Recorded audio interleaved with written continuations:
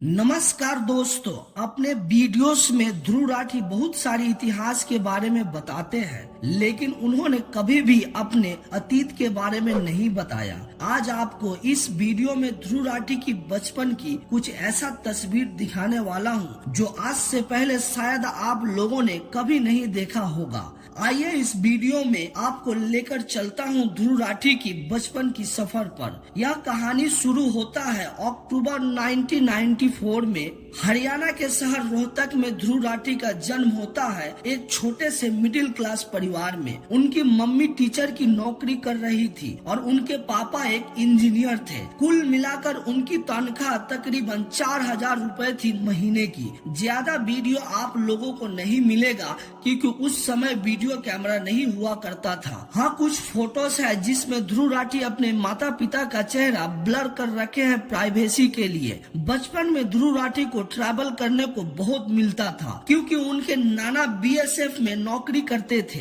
आप लोगों को पता ही होगा कि अगर आप लोगों के परिवार में कोई भी बीएसएफ में नौकरी करते हैं तो उनकी पोस्टिंग अलग अलग जगह पर टाइम टू टाइम होते रहते हैं, इंडिया के अलग अलग जगह पर। यही कारण थी कि उनके पेरेंट्स जब अपने पेरेंट्स से मिलने जाते थे, जिसके कारण ध्रुव राठी को बचपन में अलग अलग जगह पर ट्रैवल करने को मिलता था। छोटे होने के कारण उन्हें ज्यादा कुछ याद नहीं है बचपन के बारे में, लेकिन ध्रुव राठी कहते हैं उनकी जो अर्लीस्ट मेमोरी है वह रोहतक की है, जहां अपने दादा दादी के घर में खेला करते थे और रोहतक के झील में खेला करते थे। कुछ समय बाद उनके पेरेंट्स रोहतक से दिल्ली चले जाते हैं बेहतर जॉब के लिए, बेहतर सैलरी के लिए। 2002 से 2003 के बीच ध्रुव राठी के फादर का सैलरी तकरीबन 17,000 रुपए हो चुका था महीने का। साल 2003 में एक बड़ा टर्निंग पॉइंट आता है ध्रुव राठी के जिंदगी में, जब उनके पापा को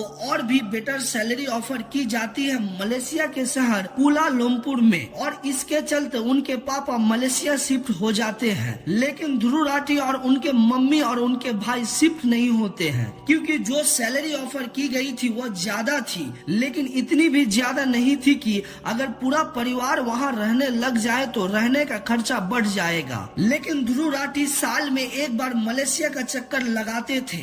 गर्मियों की छुट्टी में पहली बार ध्रुव राठी को देश के बाहर जाने को मिलता है, जो ध्रुव राठी का पहला फॉरेन ट्रिप होता है। 2003 के गर्मियों में करीबन 1 महीने वहाँ पर ध्रुव राठी बिताते हैं अपने पेरेंट्स के साथ। नए देश में बहुत सी नई चीज जानने को मिलता है। यहीं पर ध्रुव राठी को जिंदगी में पहली बार वॉफल खाने को मिलता है मेपल सिरप के साथ, जो उनको बहुत पसंद आया। और यहीं पर पहली बार था कि ध्रुव राठी को लेगो के खिलौने के साथ खेलने को मिला। इस खिलौने ने बहुत बड़ा इम्पैक्ट डाला ध्रुव राठी की जिंदगी पर। मलेशिया में पहली बार ध्रुव राठी के पेरेंट्स ने डिजिटल कैमरा खरीदी। 2003 में ध्रुव राठी वेब कैमरे से 24 फोटो लेकर 1 सेकेंड का एक वीडियो रिकॉर्ड की थी। इसके बाद ध्रुव राठी ने क्ले से एनिमेटेड वीडियो भी बनाया। ध्रुव राठी को कॉमिक बुक पढ़ना बहुत पसंद था। उनका favourite comic book twinkle comic book है।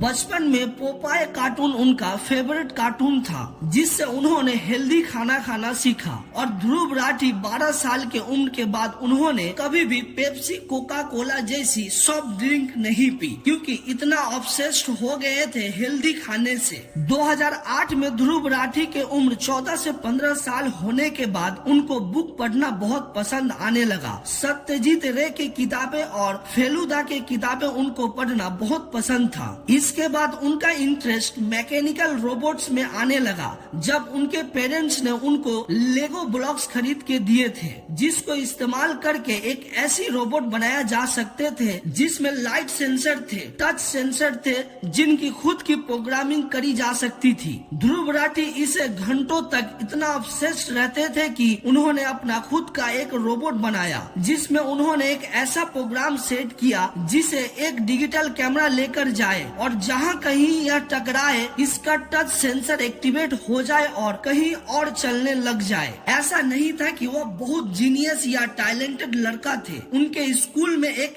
एबव एवरेज मार्क्स आते थे 70 से 80% के अंदर। ध्रुव राठी का मानना है कि उन्होंने जिस खिलौने के साथ खेला है वैसे खिलौने अगर आजकल के बच्चों बच्चों को दे दिया जाए, वह बच्चे अगर इस खिलौने के साथ इनफ टाइम स्पेंड करे तो कुछ भी बना सकते हैं, क्योंकि आजकल के बच्चे सोशल मीडिया पर ज्यादा अपना समय स्पेंड करते हैं। 2010 में ध्रुव राठी चाहते थे बड़े होकर नेशनल जियोग्राफी या डिस्कवरी चैनल पर टीवी होस्ट बनना, क्योंकि उस समय पर टीवी पर उनकी सबसे पसंदीदा चीज थी बियर ग्रिल्स की man versus wild TV show या फिर travel and living TV show, जहां पर अलग अलग देशों को और अलग अलग होटल्स को एक्सप्लोर किया जाता था। और आज के दिन ध्रुव राठी खुद के अपने ध्रुव राठी ब्लॉग्स चैनल पर ऐसे ही अलग अलग होटल्स और अलग अलग जगह को एक्सप्लोर करते हैं, जिसके लिए खुद को बहुत खुश नसीब मानते हैं। लेकिन उस समय पर उनको कोई आइडिया नहीं था कि इस कैरियर ऑप्शन को कैसे चूज करना है। आखिर टीवी चैनलों को जॉब इंटरव्यू भी कैसे मिलेंगे, तो क्या करनी चाहिए, क्या पढ़ाई करनी चाहिए, बिल्कुल कोई आइडिया नहीं था ध्रुव राठी को।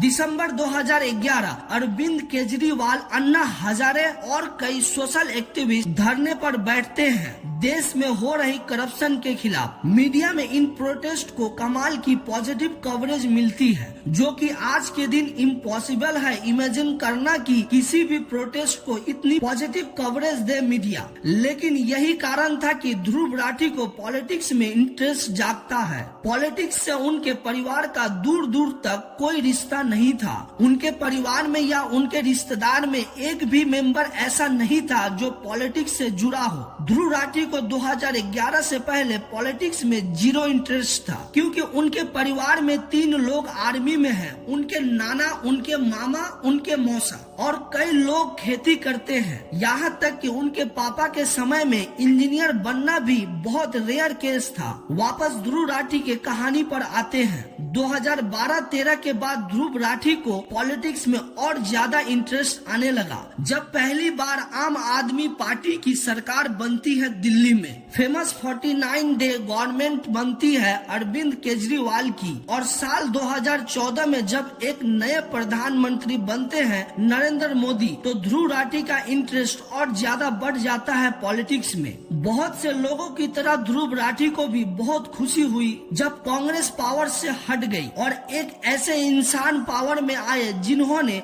प्रॉमिस किया कि 100 दिन के अंदर अंदर इन काला धन को वापस लाएंगे, करप्शन खत्म कर देंगे। उस वक्त ध्रुव राठी की जो पॉलिटिक्स आइडियोलॉजी थी 100% एंटी कांग्रेस थी। उनको बिल्कुल नफरत था कांग्रेस पार्टी से, क्योंकि मीडिया और टीवी चैनलों में यही दिखाया जाता था। लेकिन बाद में ध्रुव राठी को लगने लगा कि किस हद तक मीडिया बिक सकती है। यह सब देखकर ध्रुव राठी फ्रस्ट्रेट हो जाते हैं और कुछ पॉलिटिक्स से रिलेटेड वीडियो अपने चैनल पर अपलोड करते हैं। लेकिन उनके चैनल पर जो सबसे पहला वीडियो डाला गया था वह एक ट्रैवल ब्लॉग था, जो साल 2014 में अपलोड किया गया था। यह बात है साल 2014 की, जब पढ़ाई के दौरान एक इंटर्नशिप करते वक्त ध्रुव राठी यूनिवर्सिटी के बाहर जाते हैं एक कंपनी के ऑफिस में इंटर्नशिप करने, क्योंकि शहर से थोड़ा दूर होता है, तकरीबन 1 घंटे का रास्ता होता है। रोज ट्राम लेकर जाते हैं। इसी ट्राम में मुलाकात होती है एक जूली नाम की लड़की से,